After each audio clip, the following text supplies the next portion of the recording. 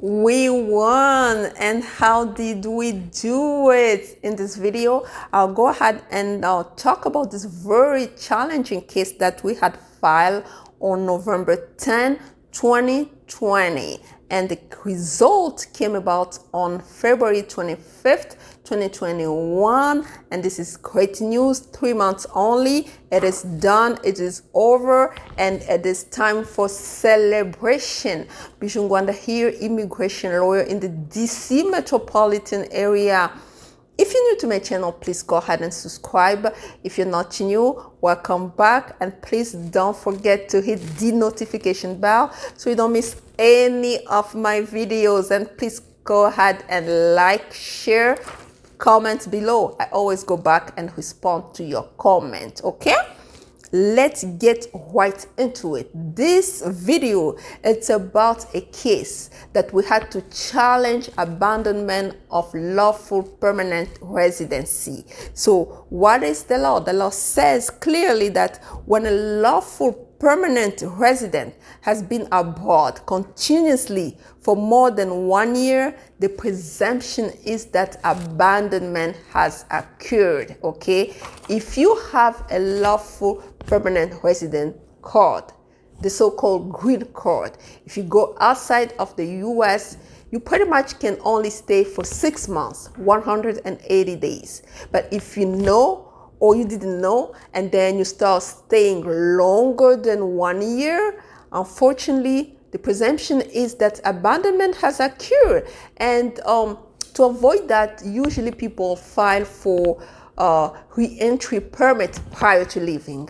And this can be done prior to leaving or in the middle of leaving or abroad, just to get extended time so that you can sort out everything that you had to sort out where you went, okay? But if you don't do that, the presumption is abandonment is occurred. And how do you actually come back?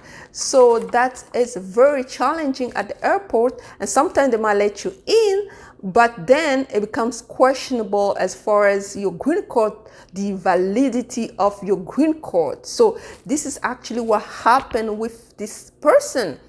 This person was a minor, and the parent left the US when he was younger. He couldn't make up the mind because of the, basically because if you're young, you cannot make your own decision. You go with the parent's decision.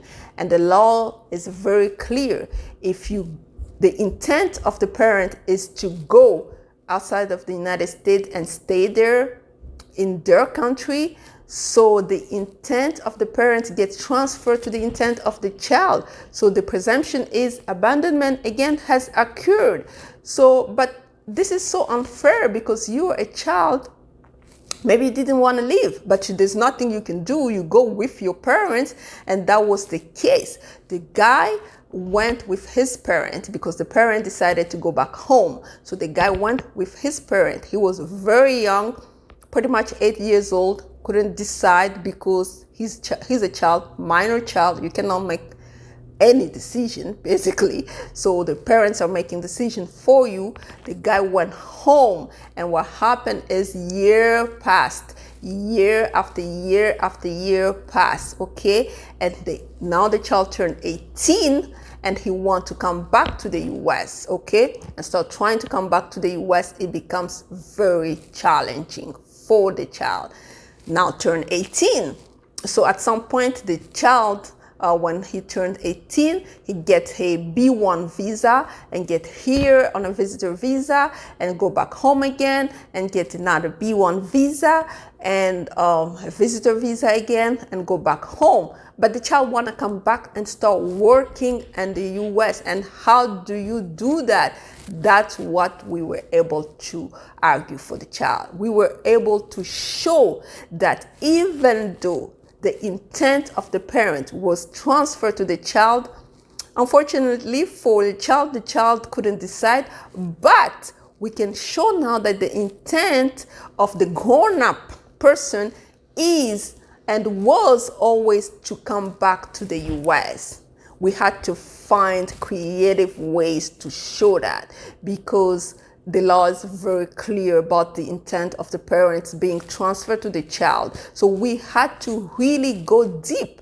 We had to really question, really had a great interview and question the child as far as like, did you have correspondence, okay, with your friends in the US, telling them about, oh, one day I'm gonna come back to the US? Did you apply for university in the US?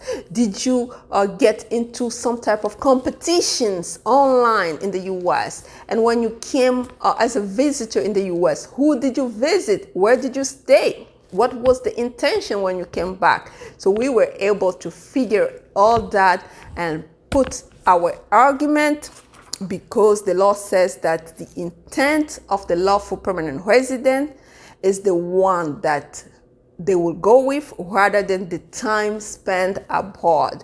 Remember, the child spent at least 10 years abroad, okay?